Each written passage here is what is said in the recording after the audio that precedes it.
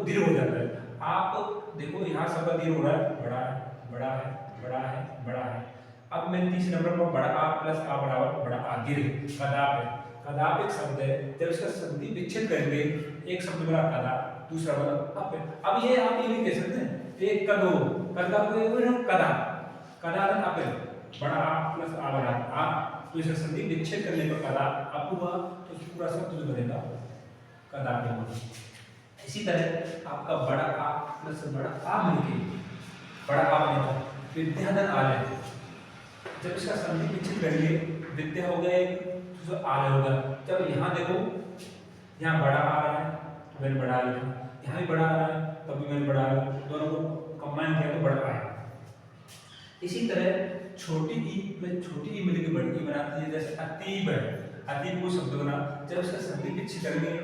अब आप ये मत सोचना कि यहाँ अति बड़ी ई क्यों नहीं आएगी, बड़ी का अति हो जाएगा, अति का अर्थ ही नहीं होता अत, अत एवं इसका अर्थ होता है छोटी ई प्लस छोटी ई बराबर बड़ी ई होती है हमारी। इसी प्रकार छोटी ई प्लस बड़ी ई बराबर बड़ी ई होती है। जैसे कपीश कोई शब्द है, कपीश किसी का नाम है, तो इसका संधि विच्छेद करेंगे कप धन ईस, ई छोटी नहीं होगा, मान चलो ये है ई है, इसका क्या अर्थ है, ये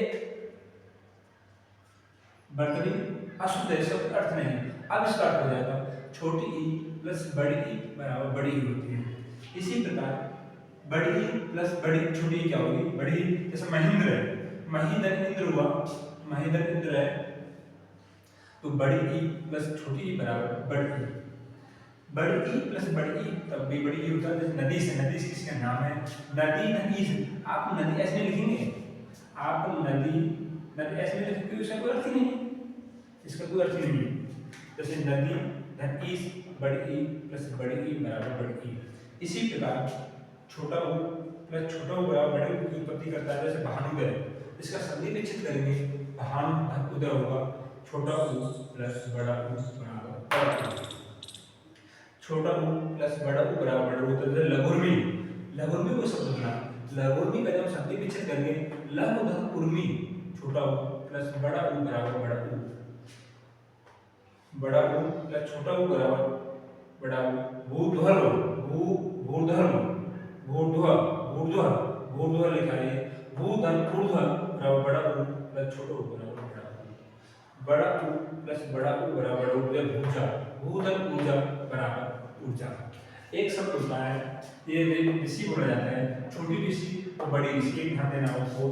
छोटी ऋषि हम इस तरह से लिखते हैं, छोटी ऋषि, छोटी ऋषि और छोटी ऋषि जब मिलकर बनता है ना तो बड़ी ऋषि हो जाती है। जैसे बड़ी ऋषि ऐसे बढ़ाएगा, ध्यान देना, एक बार ऐसे एक बार ऐसे। जैसे पितृण, पितृण कोई शब्द बना तो इसका संधि विच्छेद पितृ धन, जैसे छोटी छोटी ऋषि छोटी ऋषि।